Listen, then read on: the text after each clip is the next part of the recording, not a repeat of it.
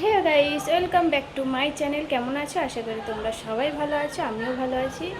দেখতে পাচ্ছ ভীষণ গরম পড়েছে, এত গরমে একদম থাকা যাচ্ছে না। তো যাই হোক, আজকের আমাদের একটা স্পেশাল দিন আছে, সেটা আমি তোমাদের ভিডিও শেষে বলছি। তো দেখো, আজকের রান্না তো আজ ভিডিও করার, ইটিং ব্লগ ভিডিও করার আজকের আছে করবো, তো সেটা পরে। তো রান্নাটা করে নিয়েছি।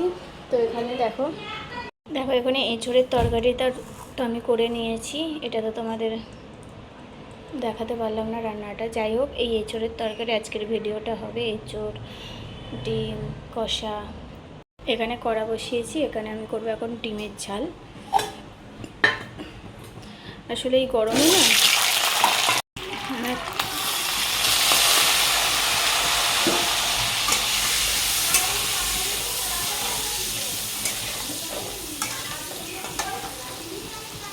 এখানে দেখো আমি ডিমের ঝালটা করে নেবো, কারণ গরমে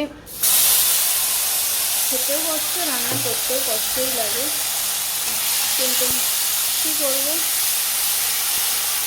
করতে তো হবেই, যার যেটা কাজ।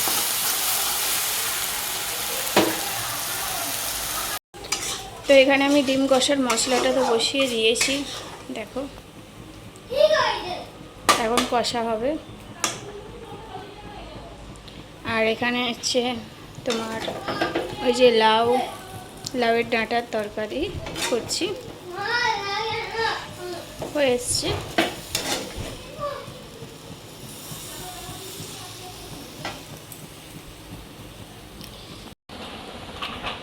দেখতেই পাচ্ছ এখন পড়তে বসতে গিয়ে বসলো না, কেন জানি না। আজকাল দিনের বাচ্চারা ভীষণ অসভ্য হয়, একটা কথা শোনে না। আর দেখতেই পাচ্ছ আমার গরমে কি অবস্থা, ভীষণ গরম পড়েছে। আর আমার ছেলে ভীষণ অসভ্য, মায়েদের সাথে কিভাবে কথা বলতে হয় সেটুকু এখনও জানে না। আর চলো, আমি তো রান্না বসিয়েই দিয়েছি, তো রান্নার পরে দেখা হচ্ছে তোমাদের সাথে। তো চলো, এখানে আমি জলটাকে ভরে নেবো। ড্রামে করে আমাদের একটু জলটা ভরতে হয়, অসুবিধা হয়, তবু ঠিক আছে, কোনো প্রবলেম হয় না। কারণ আমার বরের দয়ার শরীর, তাই জন্য কল ছিল, সেই কলটা দিয়ে দিয়েছে কাকে। যাই হোক, আমি জলটা এখানে ভরে নিলাম। এবারে দেখো এখানে আমার ডিম ভাজতে গিয়ে হাতে তেল ছিটকে পড়েছে, তাই জন্য খুব জ্বালা করছে। একটু বরফ দেওয়ার, গরমের সময় তো ভীষণ জ্বালা করে একটু কিছু হলে। যখন এরম হয় না, তখন মনে হয় যারা আগুনে পুড়ে মরে তাদের তলে কতটা কষ্ট হয় বলো। যাই হোক, চলো আমি আমার কাজগুলো কমপ্লিট করে নিই। দেখতেই পাচ্ছ ভীষণ খারাপ অবস্থা রান্নাঘরটা, বাসন আর গ্যাস এমনভাবে রয়েছে যেন দুজন মারামারি করছে। প্রথমে আমি রান্নাটা তো কমপ্লিট হয়ে গেল। প্রথমে আমি রান্নাঘরটা মেন পরিষ্কার রাখবো, পরিষ্কার করে নেবো, ঝপঝপ করে বাসন টাসন মেজে একদম ক্লিন করে নিয়ে তোমাদের সাথে দেখা হচ্ছে। দেখতে পাচ্ছ আমার বাসন মাজা সবই কমপ্লিট হয়ে গেছে, শুধু গ্যাসটা মুছলে আমার হয়ে যাবে। দেখো সারাদিন আমরা এত কাজ করি, তবু কিন্তু আমাদের নামে কোনো কিছুই মানুষ বলে না যে এই বউটা ভালো বা এই মেয়েটা ভালো। আমরা কিন্তু সব ছেড়ে ছুড়ে দিয়ে আসি ঠিকই, কোনো দিনই কারুর হতে পারলাম না আজ পর্যন্ত, না নিজের সন্তানের, না নিজের কারুর। যাই হোক, আর তবু কাজে ভুল হলেই একটুতেই প্রবলেম, কেন হলো না এটা, কেন হলো না এটা। আরে নিজেও করো না, কিন্তু না, কেন করোনি তুমি? ভুল হলেই তো দোষ দেয় আমাদেরকেই। তো যাই হোক, এখানে দেখো আমার সব পুরো কমপ্লিট। এবার মনে হচ্ছে বাসন আর গ্যাসটা শান্ত হলো।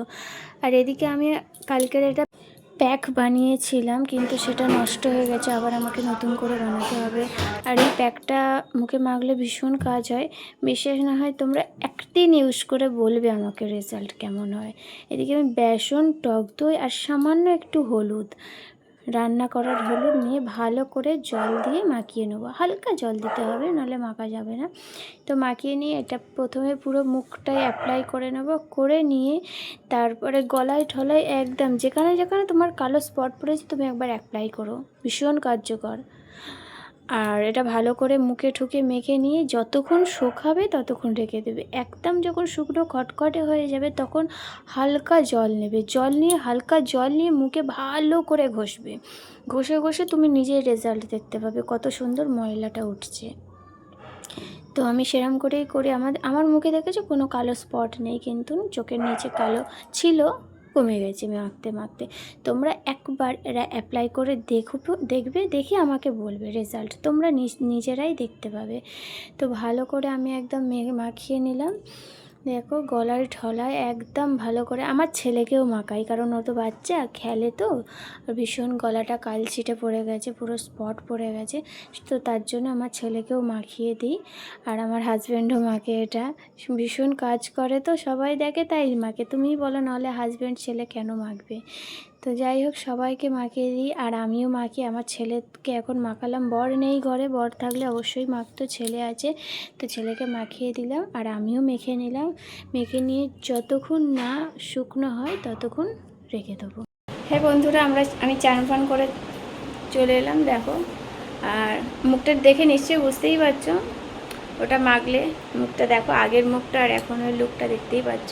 তো যেটা তোমাদের বলবো বলে স্পেশালি দিন ছিল আমাদের, যেটা বলবো বলে, সেটা হচ্ছে, বলবো না, দেখাই, দেখো। তো এই দেখো, লাইট চালা, দেখো এটা হচ্ছে আমাদের স্পেশাল এসি। ফাইনালি আজকের এসিটা নিয়ে নিলাম। এটা আমার শখের জিনিস না, আমার বড় মশাইয়ের খুব শখের জিনিস এসি। তো দেখো এটা কিন্তু কালকেরে লাগানো হবে, কালকেরে লাগানো হবে। দেখো ওই যে জায়গাটা দেখতেই পাচ্ছ, ওই জায়গাটা কিন্তু এসির কানেকশান করা ছিল যখন ফ্ল্যাটটা কিনেছিলাম। জানি না তার মাথায় বুদ্ধিটা ঠিক কতটা ছিল, হাঁটুতে মনে হয় বুদ্ধি ছিল, তাই জন্য এসির কানেকশানটা এখানে করেছে, কিন্তু অ্যাকচুয়ালি এসিটা ওখানে লাগালে ঠিক হবে না, তাই জন্য এসির কানেকশানটা আমরা আবার পয়সা খরচা করে ওখানটায় করতে হলো। তো এসিটা আমরা ওখানেই লাগাবো, দেখছো, এসিটা ওখানে লাগাবো।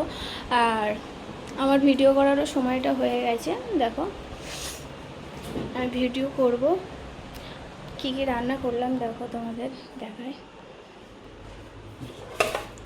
এটা স্পেশালি কি আছে দেখো, লাউ ডাঁটার তরকারি, এখানে আছে ডিমের ঝাল, আর এখানে আছে এঁচোড়, এখানে আছে মসুর ডাল,